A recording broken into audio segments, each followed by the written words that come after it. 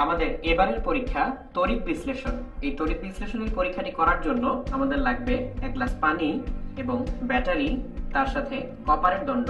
এই কপারের দণ্ডকে আমরা ব্যবহার করব ইলেকট্রোড হিসেবে বা তড়িৎদ্বার হিসেবে, এবং লাগবে তার সাথে কিছু খাবার লবণ। আমরা যদি প্রথমে ব্যাটারির সাথে এই কপারের দণ্ডগুলোকে কানেক্ট করে পানিতে ডুবিয়ে দেই, তাহলে দেখা যাবে কিছুই হচ্ছে না, কারণ এখানে আমরা মাত্র 2টি পেন্সিল ব্যাটারি ইউজ করেছি এবং এদের দুইজন মিলে টোটাল 3 ভোল্ট তৈরি করতে পারে। 3 ভোল্টে এই পানির ভিতর দিয়ে তেমন কোনো বিদ্যুৎ প্রবাহিত হবে না, কারণ পানি বিদ্যুতের কুপরিবাহী।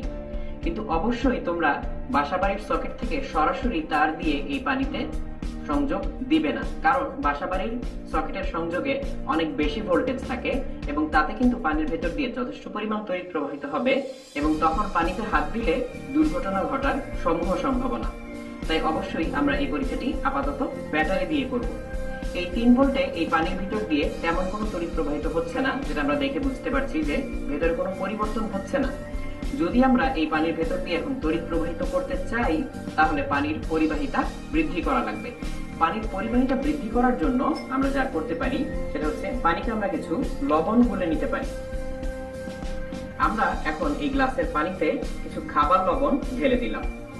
এবার যদি একটি চামচ দিয়ে নেড়ে নিই, তাহলে লবণগুলো পানিতে গুলে যাবে।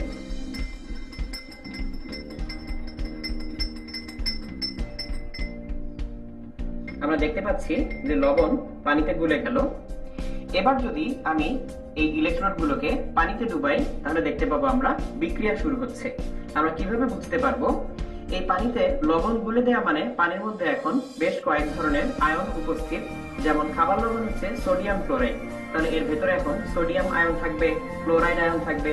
ক্লোরাইড আয়ন নেগেটিভ এবং সোডিয়াম আয়ন পজিটিভ, তাহলে ব্যাটারির পজিটিভ প্রান্তের দিকে নেগেটিভ ক্লোরাইড আয়ন আকৃষ্ট হবে এবং ব্যাটারির নেগেটিভ প্রান্তের দিকে সোডিয়াম আয়ন ধনাত্মক বলে সে আকৃষ্ট হবে। তাহলে দেখা যাক আমরা এই ইলেকট্রোড দুটো পানিতে ডুবালে কি হয়। পানিতে ডুবানোর সাথে সাথে দেখা যাচ্ছে আমাদের ব্যাটারির নেগেটিভ প্রান্তে যে ইলেকট্রোড সংযুক্ত তার গা থেকে বুদবুদ উঠছে, কারণ পানির মধ্যে কিছু হাইড্রোজেন আয়ন থাকে। সেই হাইড্রোজেন আয়ন এখান থেকে ইলেকট্রন নিয়ে হাইড্রোজেন গ্যাসে পরিণত হচ্ছে। এবং আমরা যদি যথেষ্ট সময় এই ব্যবস্থাটিকে রেখে দেই, তাহলে দেখতে পাবো আমাদের এই ব্যাটারির পজিটিভ প্রান্তের সাথে যে কপার দণ্ডটি যুক্ত সেটা খুব ধীরে ধীরে ক্ষয় হতে শুরু করবে এবং অন্য প্রান্তে দেখা যাবে কিছু বাদামি বস্তু আস্তে আস্তে পানির তলায় তলিয়ে যাবে। আসলে এখানে যেটা হয় সেটা হচ্ছে এই কপারের দণ্ডটি ক্ষয়প্রাপ্ত হয় এবং কিছু কপার আয়ন অন্য প্রান্তের কাছে গিয়ে ইলেকট্রন নিয়ে কপার ধাতুতে পরিণত হয়।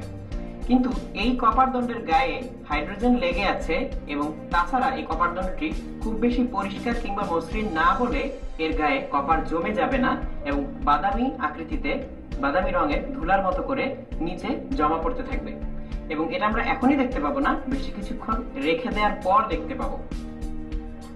আমাদের এই ব্যবস্থাটিতে বেশ অনেকক্ষণ ধরে তড়িৎ বিশ্লেষণ হচ্ছে।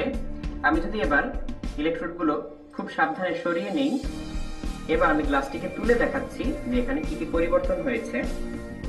এখানে লবণ বেশি দিয়ে দেয় আমাদের ব্যাটারির ধনাত্মক প্রান্তের কাছে কপার ক্লোরাইড তৈরি হচ্ছিল। ক্লোরাইড আয়ন এখানে ইলেকট্রন ছেড়ে দিয়ে ক্লোরিন গ্যাসে পরিণত হচ্ছে এবং কপারের সাথে বিক্রিয়া করে কপার ক্লোরাইড তৈরি করে, যা হালকা নীল বর্ণের, সেটা নিচে জমা হয়ে গেছে দেখা যাচ্ছে। এবং ব্যাটারির এই প্রান্তের কাছে খুব হালকা বাদামি বর্ণের কিছু কপার আয়ন পানিতে ঘোরাফেরা করছে। তাহলে এভাবে চাইলে লবণ দিয়ে পানির পরিবাহিতা বৃদ্ধি করে পানির তড়িৎ বিশ্লেষণ করা যায়।